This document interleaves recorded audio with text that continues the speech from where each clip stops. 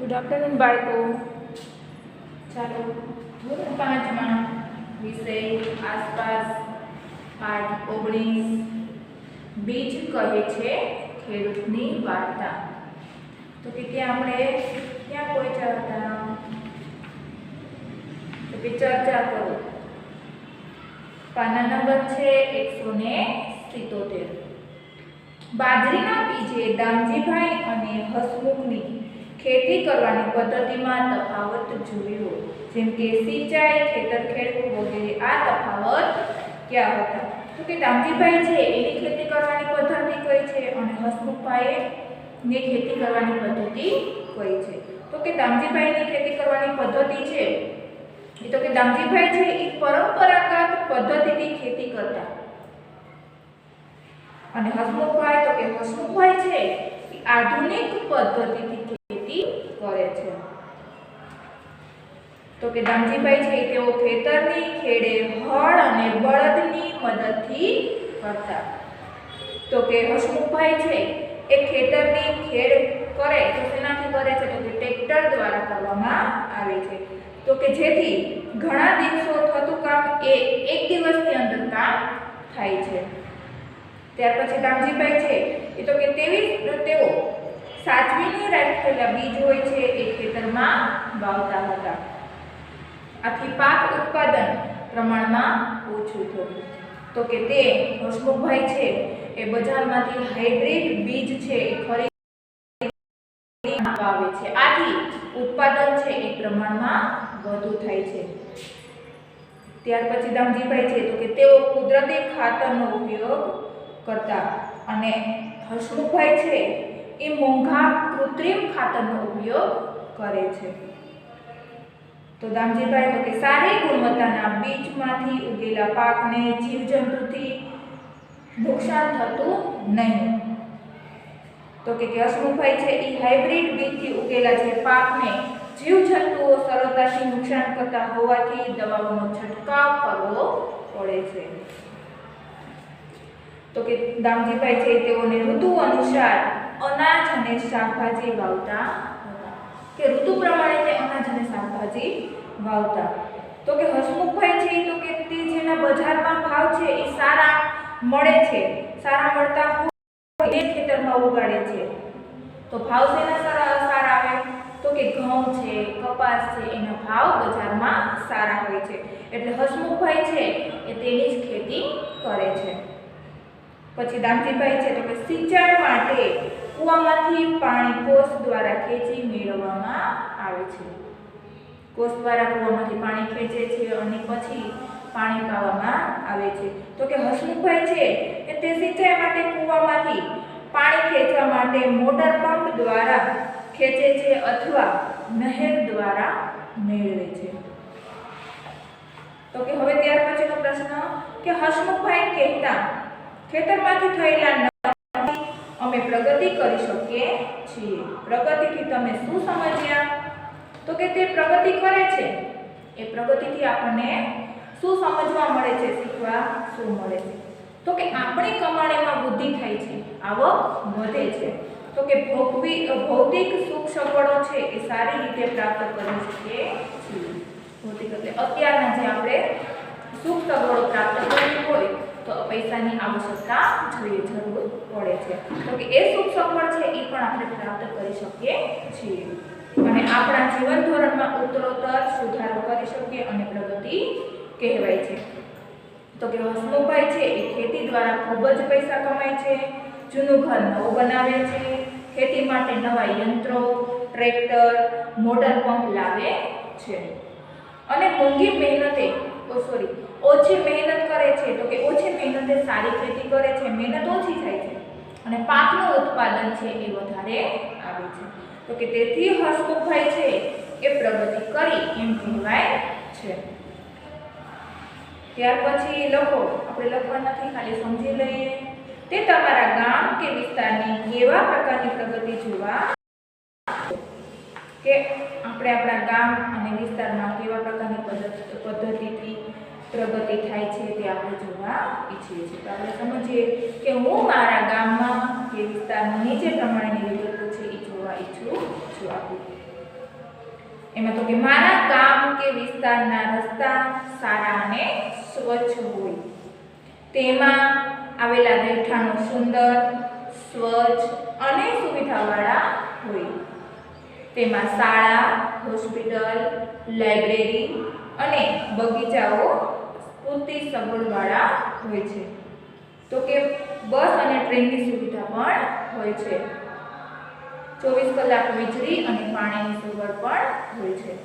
તો કે ગામના લોકો વચ્ચે સંપ હોય અને દીર્ઘદ્રષ્ટિવાળા ગામના આગેવાનો હોય છે. ત્યાર પછી તો કે વધુ અને વધુ ખર્ચાઓ. છેલ્લા 20 વર્ષોમાં તો વધુ બદલાવ આવ્યા હતા. ગાયો અને બળદો વગર ખેતરમાં ખાતર માટે છાણ પણ હતું નહીં. હસમુખે મોંઘા ખાતર ખરીદવા પડતા હતા.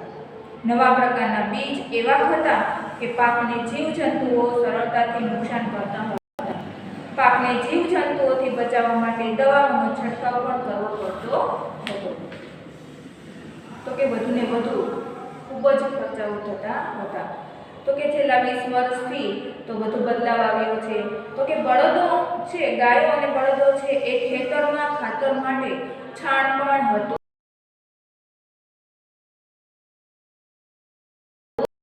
આવે છે.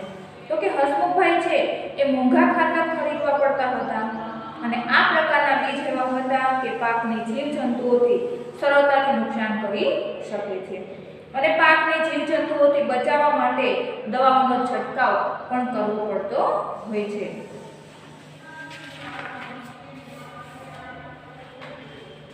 અરે તેની ગંધ કેવી ખરાબ છે. અને હસમુખના મોટા ભાગના પૈસા દવા, ખાતર અને બિયારણ પાછળ ખર્ચ થવા લાગ્યા.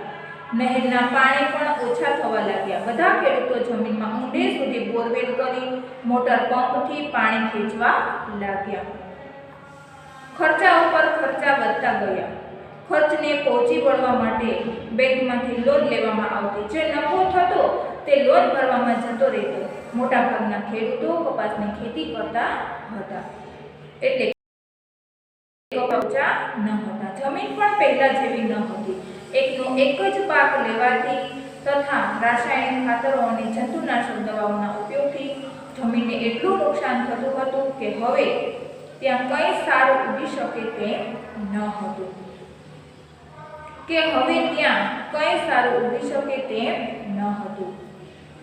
ફક્ત ખેતી પર ગુજરાન ચલાવવું હવે ખૂબ જ મુશ્કેલી ભર્યું બન્યું હતું. શું કહે છે કે અરે આ તેની ગંધ વાસ છે કેવી ખરાબ છે. તો કે શેની?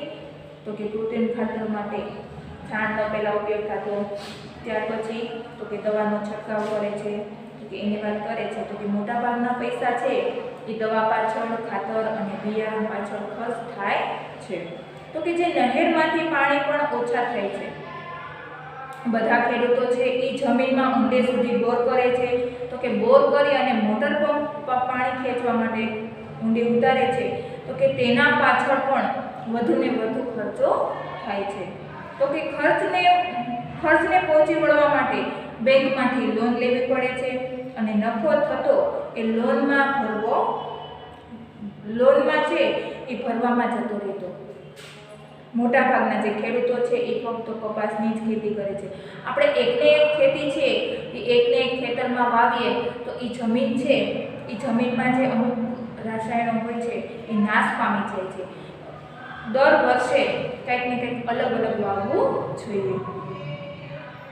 ફક્ત આપણે કપાસ વાવીએ છીએ તો એના જે અંદરના જે દ્રવ્યો હોય છે એ નાશ પામે છે. તો કે કપાસના ભાવ છે એ પહેલા જેવા ઊંચા ન હતા.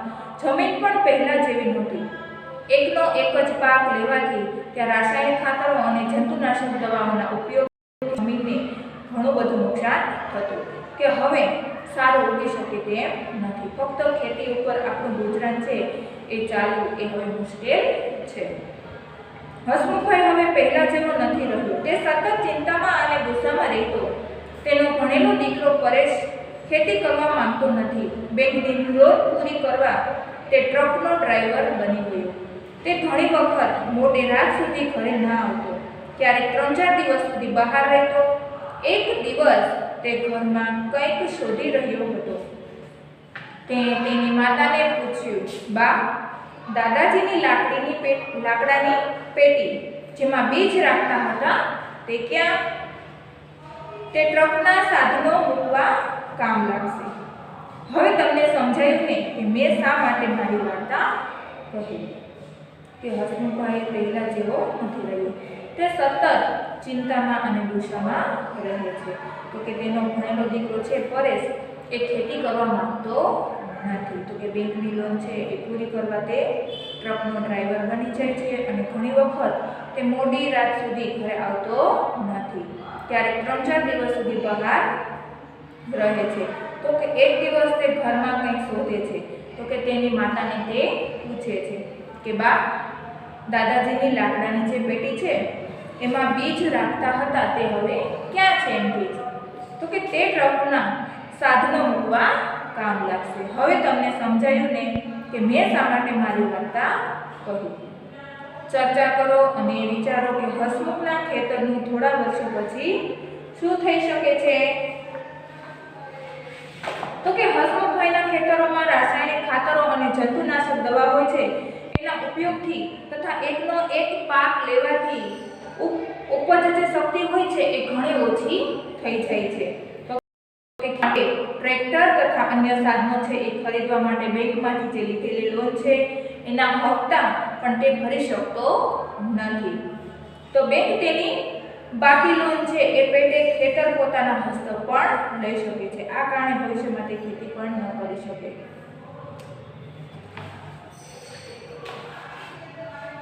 દામજીભાઈના દીકરા હસમુખે તેના પિતાજીની જેમ ખેડૂત બનવાનું પસંદ કર્યું. હસમુખનો દીકરો પરેશ ખેડૂત ન બનતા ટ્રેક્ટર ચલાવી રહ્યો છે. તેણે આવું શા માટે કર્યું?